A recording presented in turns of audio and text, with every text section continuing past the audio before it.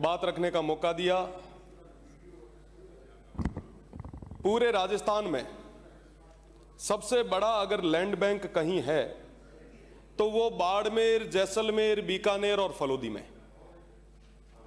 और सबसे ज्यादा जो मजबूत लोग हैं वो भी उसी क्षेत्र के हैं, ये मैं दावे के साथ कह सकता हूं। क्योंकि उस काल अकाल के उस दौर में 65 और 71 के उस दौर में उस अंतर्राष्ट्रीय सीमा को अगर मजबूत करने का काम किया तो वहां के लोगों ने किया।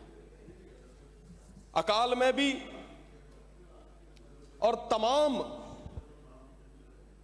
प्राकृतिक जो समस्याएं रही, अवरुद्ध रहे, उसमें भी देश को मजबूत करने का काम वहां के लोगों ने किया। पर आज उन लोगों के क्या हाल है?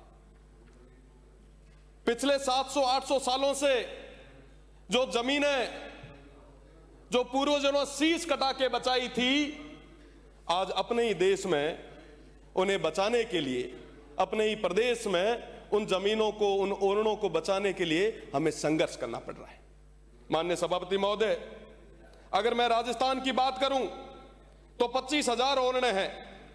लगभग अगर भूभाग के हिसाब से देखें तो 6 लाख हेक्टर जमीनें जो है ओरणों के रूप में हमारे पूर्वजों ने संरक्षित करके रखी थी।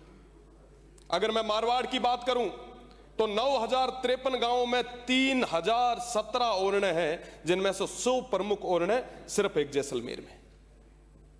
गाय जिसकी बात हम करते हैं, सनातन में करते हैं, अगर ये ओरण गोचर खत्म हो गई तो हमारी वो गोवंश कहां जाएगी?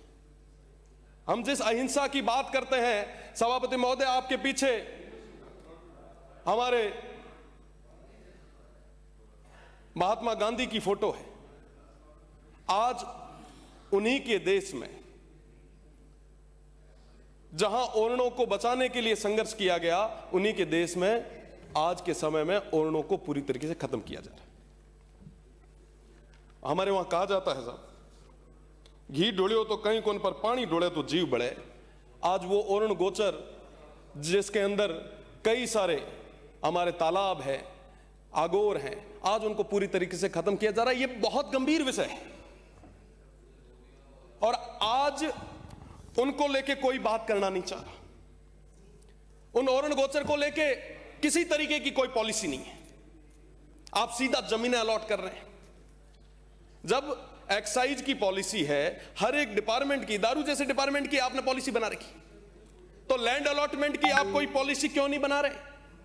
आपके हर कैबिनेट मीटिंग में आपने लैंड अलॉट की है। ये जमीनें किसकी है साहब? ये कौन लोग हैं? आज विकास के नाम पे उन तमाम लोगों का गला क्यों घोंटा जा रहा है, मैं प्रदेश की सरकार से पूछना चाहूंगा। एक समय था जब कोई भी लैंड अलॉट होती तो उससे पहले पंचायत से एनओसी ली जाती थी। धीरे धीरे खेल बड़ा होता गया, एनओसी एसडीएम के पास से ली जाने लगी।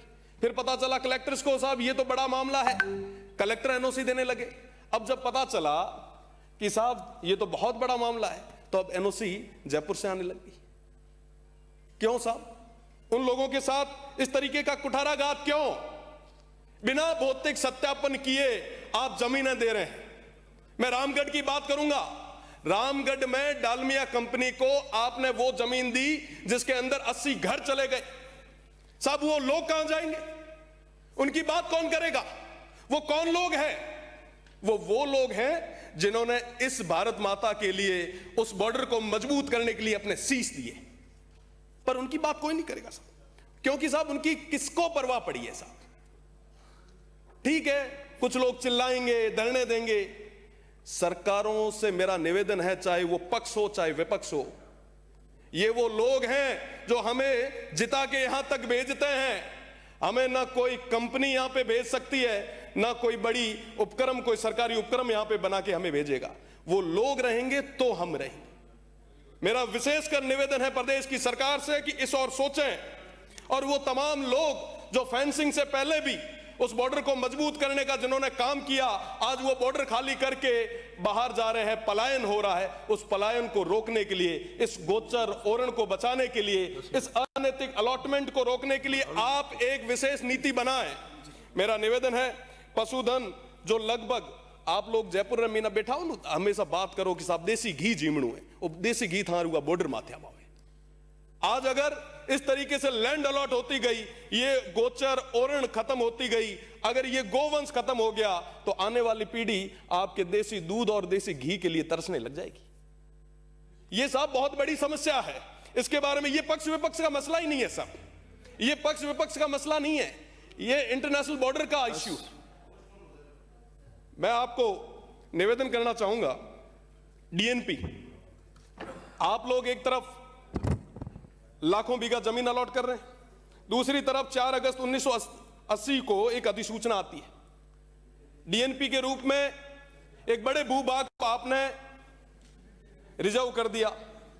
आज देखें कि वो तमाम लोग 45 सालों से भी अधिक समय हो गया मूलभूत सुविधाओं के लिए तरस रहे हैं, उनकी 1% भी आबादी विस्तार नहीं हुई। वो ना सड़कें बना सकते हैं, ना वहां पे बिजली पानी आ सकता है, ना वो केसीसी ले सकते हैं। अगर मैं बात करूं प्रधानमंत्री आवास की, तो आज के समय में वहां पे आवास तक नहीं बन सकता। एक तरफ तो आप लाखों बीघा जमीनें उनको दे रहे हैं, और दूसरी तरफ वो तमाम लोग जो 45 सालों से आपकी तरफ एक बड़ी उम्मीद के साथ देख रहे हैं। आज के समय में उनका परिवार बढ़ रहा है, पर उसकी चिंता कौन करे साहब? कोई बात करने के लिए तैयार नहीं। स्कूल, अस्पताल, मोबाइल, इंटरनेट से लेके तमाम चीजों के लिए, मूलभूत सुविधाओं के लिए वो लोग तरस रहे हैं।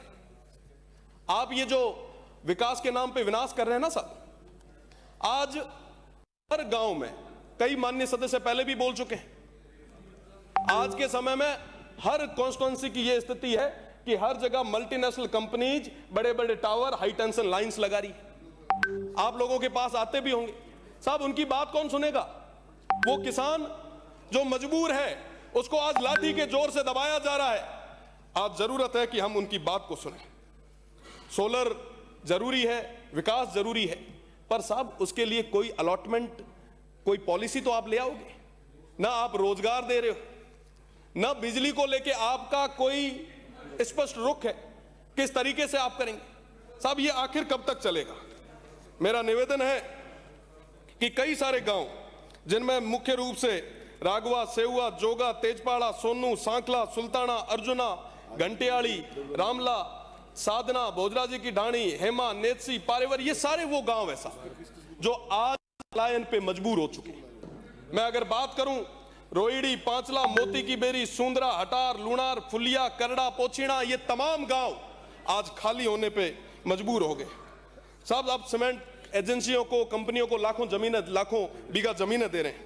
वहीं दूसरी तरफ हमारे वो तमाम घुमंतु, अर्ध घुमंतु लोग हैं, उनको आप रहने के लिए जमीन तक नहीं दे रहे। मैं बात करूंगा बावरी समाज की, मैं बात करूंगा गार्डिया लोहार समाज की, बंजारा समाज की, गवारिया समाज की, कालबेलिया समाज की, जोगी समाज की, भाट समाज की, रबारी और रायका समाज की, गरडिया समाज की, सरगरा समाज की। ये तमाम लोग जो आज भी आपकी तरफ उम्मीद के साथ देख रहे हैं कि साहब हमें जमीन देंगे, पर नहीं, हम इनको जमीन नहीं देंगे। आज प्रदेश की सरकार की क्या मजबूरियां हैं कि मल्टीनेशनल कंपनीज के आगे घुटनों पे बैठी है। आज प्रदेश की सरकार की क्या स्थिति बनी है कि इस प्रदेश को गिरवी रख रहे हैं।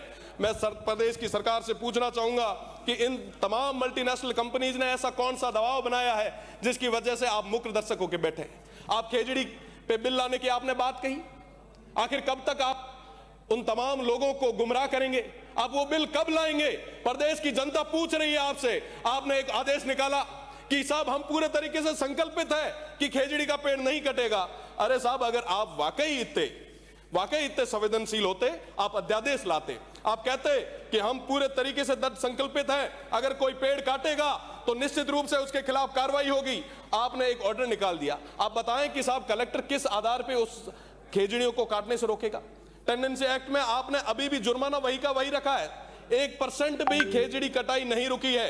प्रदेश की सरकार और माननीय मंत्री जी, जब भी आप बोलें, मेरा निवेदन है कि आप स्पष्ट भी करें कि प्रदेश की सरकार वो बिल कब लाने वाली है। साथ ही साथ पारेवर गांव और तमाम इन गांवों में जो समस्या हो रही है, इसकी और निश्चित रूप से कड़ा कदम उठाने की जरूरत है। ये अनैतिक तरीके से जो अलॉटमेंट कर रही है प्रदेश की सरकार, मैं निवेदन करना चाहूंगा कि आप समय रहते इन तमाम चीजों को गंभीरता से लें, वरना बाड़मेर, जैसलमेर, बीकानेर और इंटरनेशनल बॉर्डर से तमाम वो लोग अगर आगे आ गए तो जयपुर की ये सड़कें जाम हो जाएगी, तमाम लोगों को निकलने के लिए जगह नहीं रहेगी। मेरा निवेदन है कि प्रदेश की सरकार स्पष्ट रुख ले और कहे कि हम बॉर्डर को मजबूत करने के लिए दृढ़ संकल्पित है। मेरा निवेदन कि इन तमाम विषयों पे बात करने की जरूरत है। मल्टीनेशनल कंपनीज के आगे घुटने मत टेको, मजबूती से आप बात रखो, हम आपके साथ में हैं।